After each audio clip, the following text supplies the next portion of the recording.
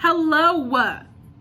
Welcome to my long-awaited video that I said I was gonna make months ago. Now that I have a little bit of time, oh my god. Who's an idiot? Me. Let's go ahead. I'm going to start off, I guess, to kickstart my YouTube channel by answering some questions that I get a lot and that I feel that I wanted to save to answer on here because 60 seconds is not enough. So let's go. First question, Jesus Christ. How do you become a mortician? I get so many people asking me this question, so I'm gonna try to answer it as best as I can. Something that you guys have to remember is that I am giving you what I have experienced, but that is not a universal. Everyone goes through something different. Every state, every country requires different things. So I'm gonna tell you how I did it. I have been planning and researching how to become a funeral director and embalmer for probably 9 to 10 years. When I found out what this was, I did a lot of research to see if this was for me. And when I decided that I really wanted to do this and there's no backing out, all I had to do was wait until I graduated high school. And here, where I am in Texas, you have to be at least 18 years old to go to mortuary school. For me, the school that I go to is a school specifically for funeral services. I know that other states have programs within big universities that they offer. We don't have that here. So what I did was I looked to the website and I looked at the program I wanted to take. At the school that I go to, you can do funeral directing. That was ugly. Funeral directing and embalming, or just funeral directing. For us, funeral directing school is about 6 months. For both dual program, it's a year. That is if you do your prerequisite courses somewhere else, which I did. So I went to the website, looked at the program I wanted to take, and I looked at all of the classes that we take for the entire year. I decided to do the prerequisite courses, which are all the history, math, English, all of that, at a community college because it was cheaper for me. And the government don't give me no money. I don't get financial aid. But this is all out of pocket. So I was like, girl, I went to community college, which I don't understand the shade on like going to community college. I took community college, which was, I think it was a year. I can't remember. It was a really bad year for me. But I did that, and then I transferred my credits over to the mortuary school that I applied to. So I applied to the actual mortuary school a couple of months after I was done with community college, only because for us, the classes started in the fall. So not all of them are transferable, let me tell you that.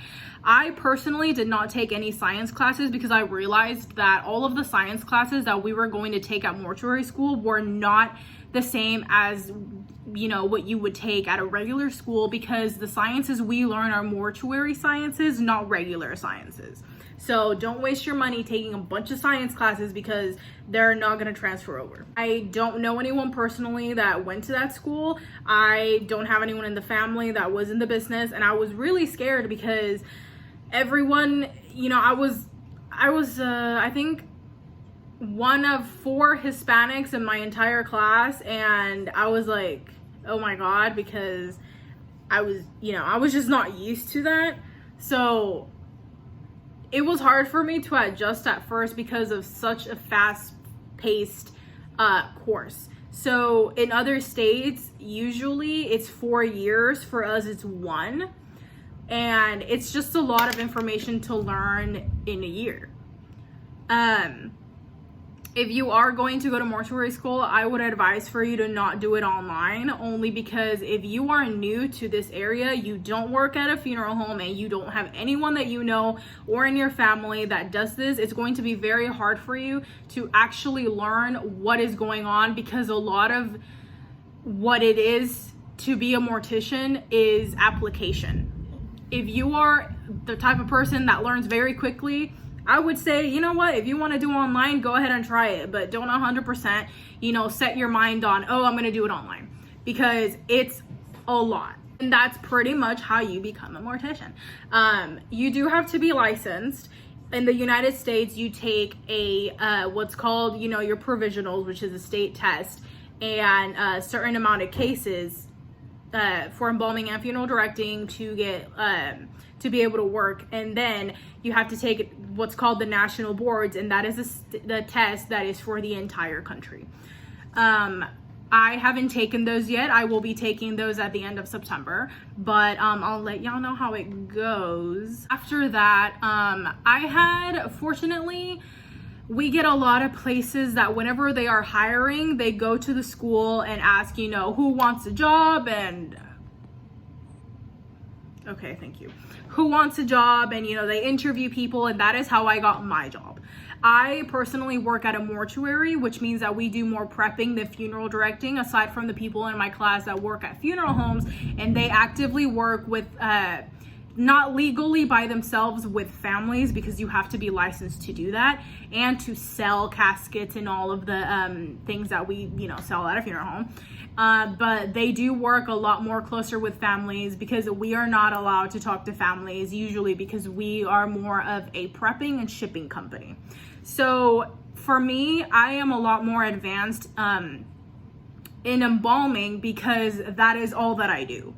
For other people in my class, they are more advanced in knowing how to actually work in a funeral home, because they work in a funeral home. And those are just, the different advantages. I eventually want to go work at a funeral home, but yeah, that is how I do what I do, because that's how I be. Next question. Is it stressful? What do you think? It is, honestly, yeah. It's a lot of work, especially because I work in a very small firm. I work for a very small company. For me personally, I don't want to work for a big corporation. My mind might change. I might actually, do it someday. I'm not sure how the future is going to go. But currently, I don't want to work for a big corporation. I like things to be more personal. I like to get to know people and work with a few people rather than work with fucking over 20 people that I don't even know. So that's just my personal preference. It's stressful in the sense in my area, because I do the majority of the work. I work with, right now, 3 people. It's my boss, my coworker, and me. Meaning that whenever me or my coworker work, because we don't usually work together on the same days, we do a lot of this stuff. We do all the removals, we do all of the packaging and shipping, taking them to the putting them in the van, all that stuff. My boss does the actual embalming and all the paperwork and all that stuff. So we're all just extremely busy. But what I like is that there is much more communication when it comes to knowing exactly, what's going on. I personally like knowing exactly how many people we have in the house, their names, where they are going, and when they are being shipped, because it's just easier for me to keep track of everyone that we have in the house in order to get what we need to do done. It's stressful because it's a horrible career from an outside perspective. To work with such difficult cases all the time, and being so young and seeing all of this, of course, is stressful. I get a lot of questions asking, is it more stressful to work with younger people or with babies and children? And I've answered that question before, but let me go ahead and readdress that. Of course, it's horrible, getting a child. It's horrible getting a baby. It's horrible because, for all the obvious reasons. And if you truly think you can't do it, I would say definitely don't spend the money to go to school, because it's very expensive. Another thing I wanted to mention is, if you don't know that you want to do this, or if this is the career for you, one, research. Research what it takes, what your responsibilities are going to be, what goes into being a mortician. And then if you still decide that you want to do this, I would say seek an apprenticeship or an internship. The way that you can do this with no experience and no school is to call, or actually it would be better to, call before you go to a funeral home. I made this mistake. Call before you go. And just tell them that you feel like you want to be in the business, but you don't know if it's for you. Don't be, disappointed if some places don't let you actually go and, watch an embalming or attend a funeral, because this isn't the sort of business where, oh yeah, let's just bring anyone, take them to the prep room and, watch them, embalm a dead body, because it's not for show, So don't be offended if they don't let you, but a lot of places do. So see if they'll do that for you, and don't think that just because you have an internship or an apprenticeship, you're going to be paid.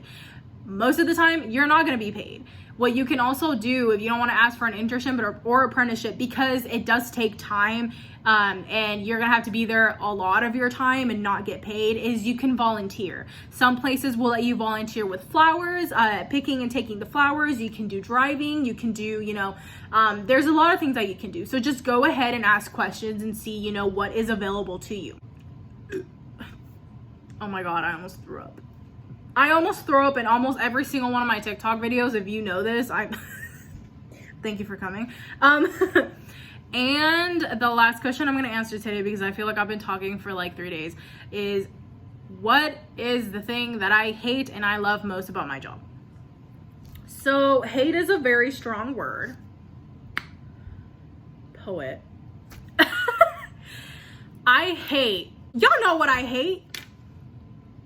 Y'all know what I hate. I hate the people that I encounter, in the sense where, in hospitals and nursing homes, at the medical examiners, that are very shitty and insensitive to their career. I don't like going to pick up a decedent with the family there, and the staff of where I'm picking them up is being rude to the family.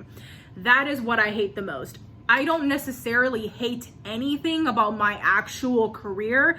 I hate what I have to encounter from other people's careers. So that should say a lot.